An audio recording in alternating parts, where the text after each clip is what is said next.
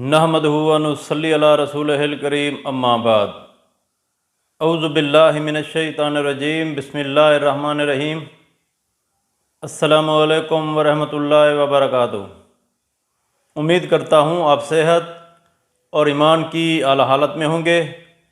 اللہ تبارک و تعالیٰ آپ کو اور آپ کے اہل خانہ کو ہمیشہ ہنستا مسکراتا رکھے۔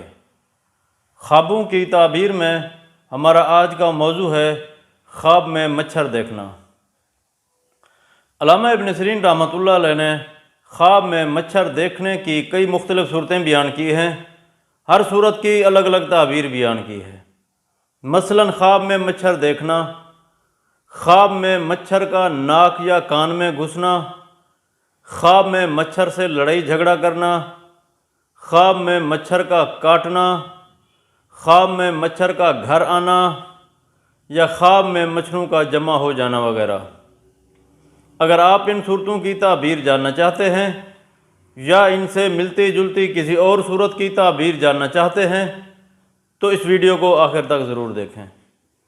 اور اگر آپ نے ابھی تک ہمارے یوٹیوب چینل خواب کی حقیقت کو سبسکرائب نہیں کیا تو پہلے سبسکرائب کر لیں تاکہ ہماری اگلی آنے والی ویڈیو آپ تک پہنچ سکے۔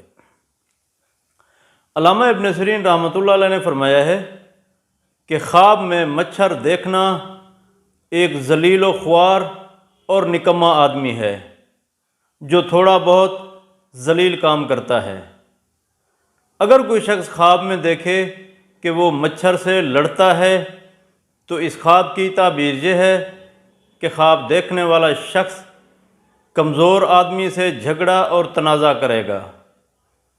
اگر کوئی شخص خواب میں دیکھے کہ مچھر اس کے ناک یا کان میں گھس گیا ہے اور اس شخص کو تکلیف پہنچی ہے تو اس خواب کی تعبیر یہ ہے کہ خواب دیکھنے والا شخص کسی کمزور آدمی سے رنج اور دکھ اٹھائے گا۔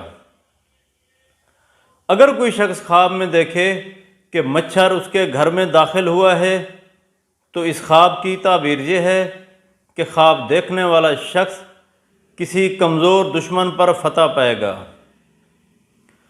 اگر کوئی شخص خواب میں دیکھے کہ مچھر اس کے ناک میں گھسا ہے اور باہر نہیں نکلا تو اس خواب کی تعبیر یہ ہے کہ خواب دیکھنے والا شخص محنت اور بلا میں گرفتار ہوگا۔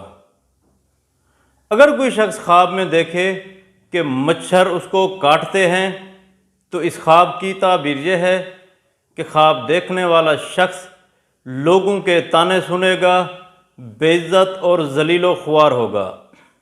اگر کوئی شخص خواب میں دیکھے کہ وہ مچھروں کو مارتا ہے تو اس خواب کی تعبیر یہ ہے کہ خواب دیکھنے والا شخص دشمن پر غالب آئے گا، اس کی پریشانی دور ہوگی۔ اللہ تبارک و تعالیٰ سے دعا ہے کہ اللہ تبارک و تعالیٰ ہمارے خوابوں کو ہمارے لیے باعث رحمت اور باعث برکت بنائے۔ السلام علیکم ورحمۃ اللہ وبرکاتہ۔